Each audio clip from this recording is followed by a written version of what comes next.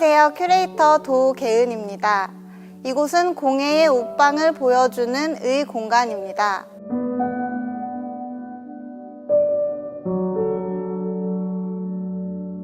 의를 통해 삶의 멋을 엿보다라는 주제로 신분과 역할을 드러냈던 전통의 옷에서 개성과 아름다움의 표현인 현대의 옷까지 만나보실 수 있습니다.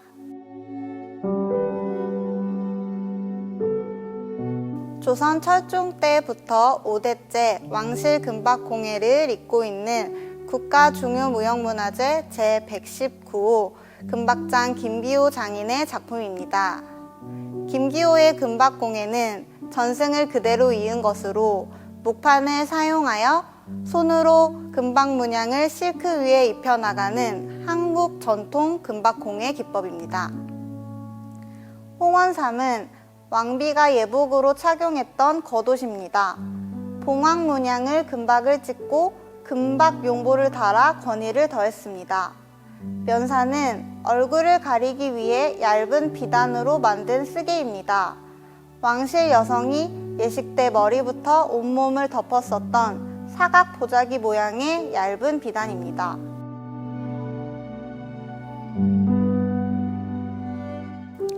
침선장 이수자로 인정받은 김인자 장인의 작품입니다. 침선이란 바느질을 지칭하는 용어로 침선장이라 하면 바느질로 장신구와 전통의복을 만드는 사람을 가리킵니다. 한국 전통문화에 관심이 많은 김인자 장인은 옛 유물을 연구하고 복원하여 한국 전통의 옷을 만드는 작업을 해나가고 있습니다. 천연 염색으로 한복감을 물들이고 디자인에서 재봉까지 오롯이 혼자 해내는 장인은 선조들의 마음 씀씀이를 기억하며 남은 자투리천도 허투루 버리지 않고 모아서 조각보나 보자기 등의 작품을 만듭니다.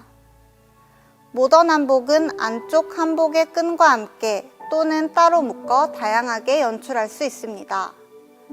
방령이는 기세 모양이 방형이라 방령이라 불리우고 한산모시로 쪽 염색을 했고 음파란 칠보 장식을 달았습니다. 덕을에는 조선시대 무복 중의 하나입니다.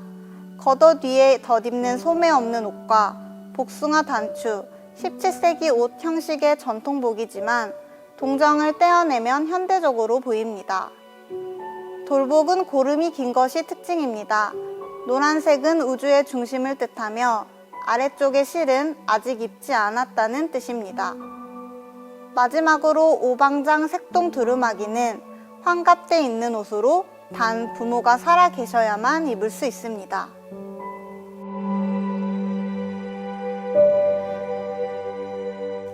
(2014년) 예울이 뽑은 올해의 젊은 공예인 상을 받은 조하나 작가의 작품입니다. 선조들의 규방의 지혜가 담긴 우리나라 전통 공예를 현대적 감각으로 재해석하는 작업을 하고 있습니다. 우리나라 유물에서 볼 수 있는 접기 방식을 접목하여 스카프, 장신구, 가방을 손수 바느질해 만듭니다. 작업 과정 중 접기는 중요한 표현 기법인데 접기에서 나타나는 기하학적인 선과 면들이 전통과 현대를 이어주는 연결고리와 같은 존재라고 합니다. 주름이 주는 현대적인 세련미가 돋보입니다. 매끈하고 아름다운 곡선과 부드러우면서 탄력 있는 작품입니다. 때로는 가방의 견고한 형태를 유지하기 위해 가죽을 사용하기도 합니다.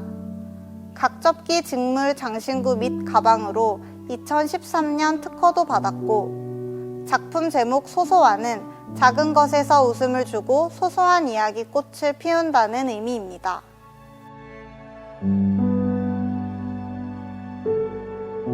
창의적인 소재와 디자인으로 한복의 대중화에 기여하고 있는 작가 차이킴입니다. 차이킴의 한복은 한복의 선을 기본으로 제작하지만 평상시에도 편안하게 입을 수 있는 옷을 선보이고 있습니다. 소매는 타이트하고 치마는 풍성한 바로 18세기 신윤복의 미인도 속 한복을 기본으로 옷을 만듭니다. 대표적인 아이템은 고려시대 문무 백관들이 입던 허리 주름이 촘촘한 관복인 천리글 여자 원피스로 변형시킨 겁니다. 속옷부터 무지개 속치마까지 모두 만들어 입혀 달 항아리와 같은 풍성한 치마선을 볼 수 있습니다. 이탈리아 원단의 장옷, 심의 등 전통옷을 변형시킨 디자인입니다. 이국적인 소재의 전통 소재를 믹스 매치해 한국적 미감과 화려함과 실용성을 선보입니다. 천을 보고 천에 맞는 디자인을 하고 그 옷에 맞춰 머리 장식을 제작합니다. 드라마나 광고에서도 차이킴의 한복을 많이 볼 수 있는데 얼마 전 방영한 드라마 미스터 션샤인에서도 개화기 때의 의상을 선보여 시청자들이 주인공처럼 입어보기가 유행하기도 했습니다.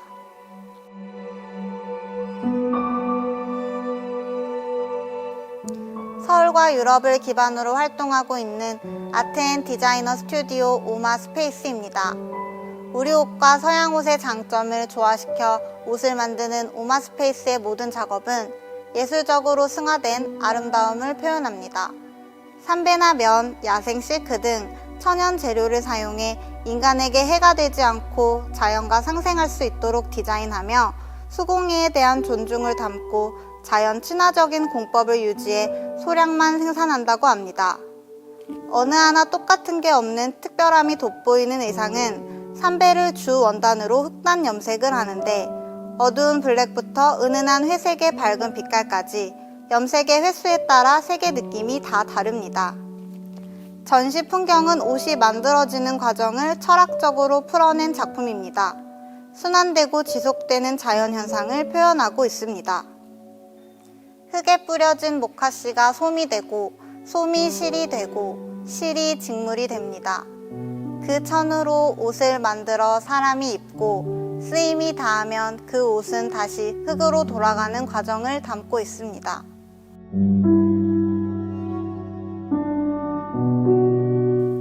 중요 무형문화재 제4호 가딜 박창영의 갓 작품입니다.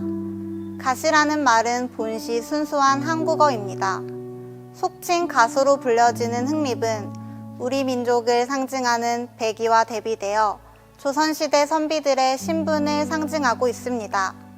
이러한 흑립은 의관의 정제를 중시했던 조선조 선비들이 평상시에 항상 이용하였고 그들의 취향에 따라 갓의 대우가 높아지기도 낮아지기도 하였습니다.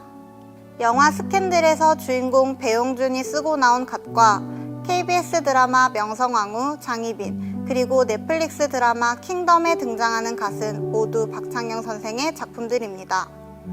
만들고 칠하고 모양을 잡는 까다롭고 섬세한 갓 만드는 공정을 모두 익히려면 짧게 잡아도 10년은 좋게 걸린다고 합니다. 박쥐문양 갓은 명주로 복을 상징하는 박쥐문양을 떠서 양태에 붙였으며 모정에는 선비의 청백리 상징인 옥으로 장식했습니다. 백립은 주로 국상 때 착용하였던 갓으로 3년상을 치르고 담제에 이르는 기간에 사대부가에서 사용하기도 하였습니다.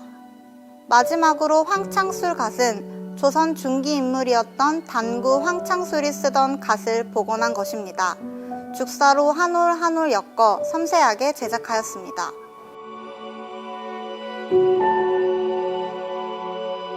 벽봉 김영희는 무형문화재 경기 18호 옥장이며 현재 벽봉 한국장신구 박물관 관장입니다.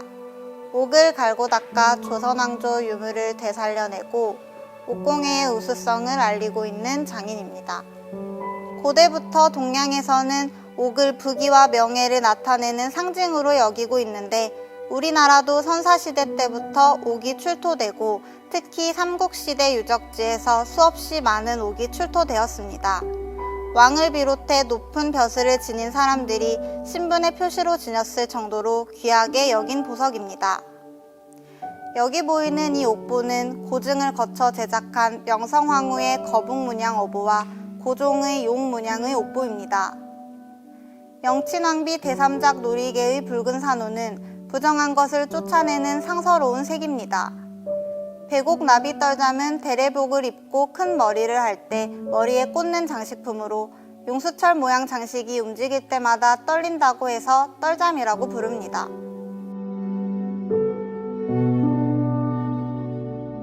2009년 예올 올해의 장인으로 선정된 다회 망수를 만드는 임금희 작가의 작품입니다. 혹시 다회 망수라는 말을 들어보셨나요?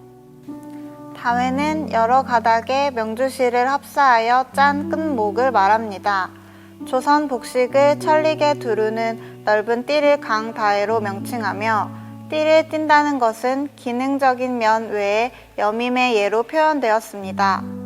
광다회는 관직의 등급에 따라 3개 차등을 두었으며 황실에서는 금사로 짠 세조대와 광다회를 착용하였습니다.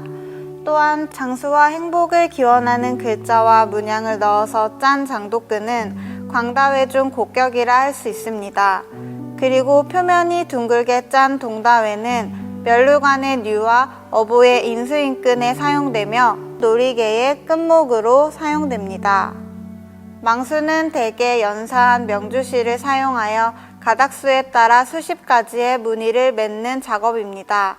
하늘, 땅, 구름, 물, 나무, 씨앗 등을 표현하며 주로 왕실의 후수, 대신의 후수 또는 광다회 세조대에 장식됩니다.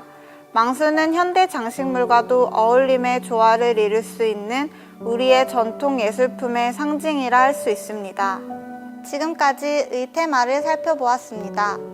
다음 영상에서는 공예를 통해 식테마를 살펴보도록 하겠습니다. 감사합니다.